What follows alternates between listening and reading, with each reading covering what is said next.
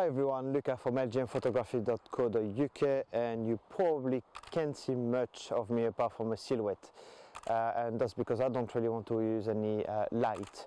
What's happening is I'm at the moment doing a time-lapse video of the sunrise. I'm hoping that I'm in the right place and that the sun is actually going to come inside the frame as it comes out. And I just wanted really to give you a few tips on how to do a time-lapse video. It's not complicated, it's very simple, and anyone can do it with very little. So you can pretty much use any DSLR cameras. The only thing you need to do a time-lapse video is first of all a steady tripod. So I use a Manfrotto 055 Pro, very steady, very good, so if there's a bit of wind it just won't move. The other thing I use is a DSLR. I use a D800 for this video, but what I also do is using a wide angle lens, as wide as I can. I use the Tokina 16 to 28 for this video. So that should be quite interesting because I do get a bit of flare on that lens when I'm facing the sun, so it could actually make it a bit interesting as long as the flare follows the video.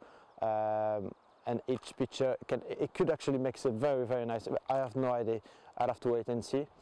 The other thing you will need is a remote release, which will allow you to set up the interval between the shots, and you can just set it up, put it on and just wait next to it when it's doing it. Most of new cameras, at least Nikon, I'm not sure about other brands, but I have this built-in. So for example, I'm shooting the D800 here, and the D800 has a built-in time-lapse mode. So what you do is set up the interval, set up how long you want the shots to be taken for, and even gives you an approximate time the video will be when you shoot it, when you put it all together.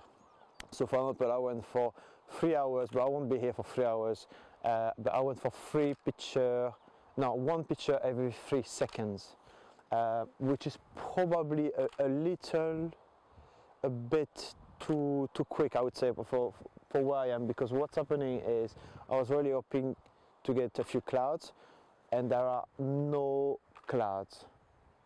There's pretty much nothing apart from the sun rising slowly. So probably every 5 seconds would have been sufficient.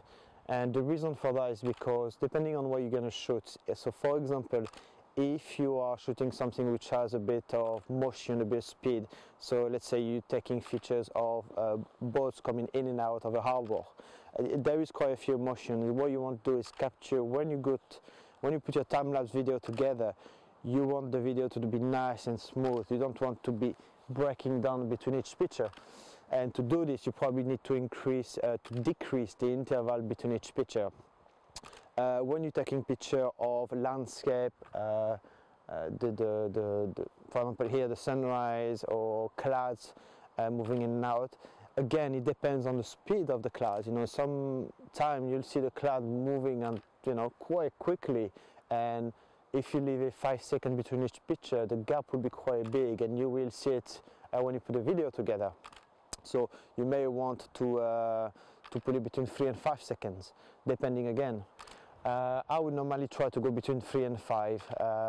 Here I could have probably gone for 20 if you wouldn't see any difference, but I went for 3 seconds, because when I came here this morning it was so dark that it's actually the second video I'm making, because the first one was just terrible. I look like I'm from like it's a part from Blair Witch Project. That's how bad it was. I'll put a little video here because you can see. Yeah, anyway, my recommendation is, use a good tripod, use a remote release, a DSLR obviously, and a lens which is as wide as possible.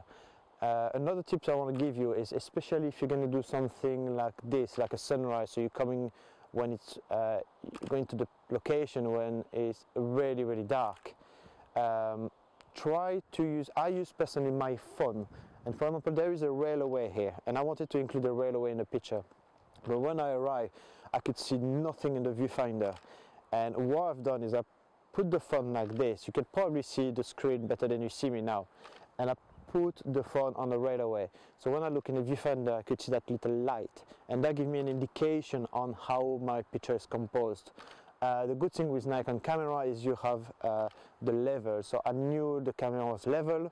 I knew that, for example, what I wanted on the bottom left, the frame was there because my phone was, I used it as a refer point. And it works very good for me. So that is pretty much it. After, it depends on how long you want to go.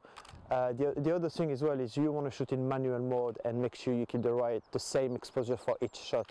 So I underexposed the first pictures because I wanted to be to get the right exposure for when the sun comes out. But again, it depends. This is quite a bit tricky because you go from a very dark to a very highlight position. So it's pretty much impossible to get it right, but keeping the same exposure will make the video looks much smoother and much lighter. If the exposure changes every time, it's going to look like a mess, an absolute mess. So make sure you shoot in manual mode. Get probably an underexposed first shot if you're going to do night to daytime, and yeah, make sure you keep the same exposure for the whole way through. If you have any question, let me know. I hope that video works out and you can see me better than the old video I've done. I've also put the mic on, so the sound should be a bit better. But yeah, if you have any question, let me know. If you want to probably give any tips to the viewers, post them down below so they can read it and see it. And yeah, don't forget to subscribe. Cheers. See ya.